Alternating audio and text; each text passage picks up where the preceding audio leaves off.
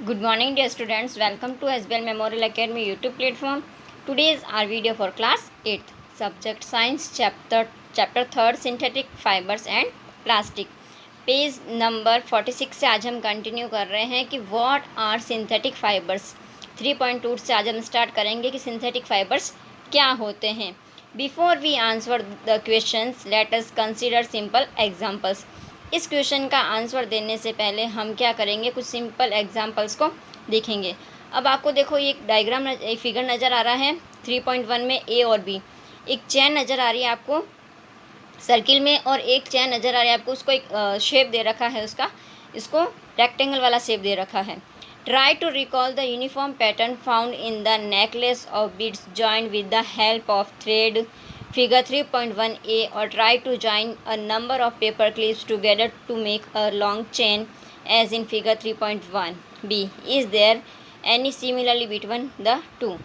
अब एक धागे की मदद से क्या किए गए हैं कि जुड़े क्या मोतियों के हार बनाए जाने वाले पैटर्न के जैसे किया गया है। अगर आपको याद आता है तो जो भी मोतियों का हार बनता है तो वो इसी पैटर्न से बनता है, धागे की मदद से एक एक मोती पिरो के उसमें ऐसा ही बनाया जाता है। ठीक है, एक लंबी चेन बनाई गई है इसमें और कई बहुत सारे क्लिप्स भी हैं इसके अंदर जो उनको एक साथ जोड़ने का प्रयास किया गया है, जैसा कि अपन को इस फिगर में नज़र आ रहा है। ठीक है, in both the case they form a long chain starting from simple things such as a bed और अ पेपर क्लिप्स। अब दोनों ही मामलों में क्या है कि एक ही लंबी चैन बनाते हैं और जो कि सिंपल ही चीज़ों से क्या होती है, शुरू होती है, जैसे कि किससे बनी हुई, एक मोती से बनी हुई है। ठीक है, chemical by careful experiment have found out that natural fibers are made from simple chemical molecules called monomers. The word monomers comes from two Greek words, mono meaning one and mer meaning unit. अब ये जो chemical जो fibres हैं इनमें से जो क्या है कि हमने एग्जांपल के लिए क्या बताया कि जो नेचुरल फाइबर होते हैं, कपास के अंदर क्या होता है, मोनोमर ग्लूकोज का एक छोटा सा मॉलिक्यूल्स पाया जाता है, जिसको हम हिंदी में बोलते हैं कि उसमें एक सरल अणु पाया जाता है। सभी जितने भी प्राकृतिक रेशे जो होते हैं, जो नेचुरल फाइबर्स जो होते हैं, उनमें क्या होती है, मोनोमर्स की संख्या ज़्यादा होती है और वो सब जुड़कर क्या बना देते हैं, एक लंबी चेन बना देते हैं, जिसको हम क्या कहते हैं, पॉलीमर कहते हैं। अब पॉलीमर शब्द क्या है, दो ग्रीक शब्द से मिलकर बना है, दो वर्ड से मिलकर बना है। ठीक है, इसमें इसका अर्थ क्या है, इकाई। यूनिट का मतलब क्या होता है, इकाई, और मर का मतलब इसके अंदर क्या है, इकाई। ठीक है, तो हम क्या बताएंगे, अब इसके आगे क्या दे रखा है कि for example the monomer in the natural fibre cotton is simple molecules glucose. However, in all natural fibers, the monomers joins in a large number to form a long chain of molecules called polymer. अभी हमने बताया था कि क्या बनाते हैं, ये बहुत सारे जो मॉलिक्यूल्स होते हैं ये बनकर एक चैन बनाते हैं। ठीक है, फिर आता है a polymer. So a polymer contains molecules of the same substance. अब जो भी ये मॉलिक्यूल्स होते हैं क्या एक ही पदार्थ के बने हुए होते हैं, सेम सब्सटेंस के होते हैं। And joint together from a long चैन, और एक लंबी चैन के द्वारा आपस में क्या होते हैं, जुड़े हुए होते हैं। और uh bigger molecules, for example the polymer of natural fibre cotton is called सेल्यूलस।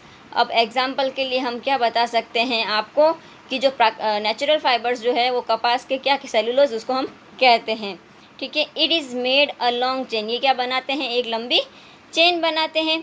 ठीक है, ऑफ मोनोमर्स, किसकी, मोनोमर्स की बनाते हैं। ऑफ द नेचुरल फाइबर और polymers are plastic in nature, जो नेचुरल फाइबर्स होते हैं उनकी प्रकृति कैसी होती है, वो प्लास्टिक के होते हैं। It is made of a long chain of monomers of glucose, ये किसके बने हुए होते हैं, उनमें बहुत सारी क्या बनी हुई होती है, फाइबर्स होते हैं, नेचुरल फाइबर्स होते हैं। और मतलब क्या होता है कि उन्हें अलग अलग स्ट्रक्चर में या अलग अलग आकृतियों में ढाला जा सकता है, जिससे उसकी जो प्रॉपर्टीज़ होती है उसका वो क्या बना सकते हैं, बेस बना सकते हैं, और बेस बनाने के बाद में वो अलग अलग उसके रूपों में उसको ढाल सकते हैं। ठीक है, it is made of a long chain in monomers of glucose. The natural fibres of polymers are plastic in nature, they can be moulded into various shapes, उनको हम अलग शेप्स में भी दे सकते हैं। The property by virtue of which substance can be molded into two various forms is called plasticity, whereas the substance by itself is called plastic. अभी मैंने आपको बताया कि इस पदार्थ को हम क्या बोलते हैं, प्लास्टिक बोलते हैं।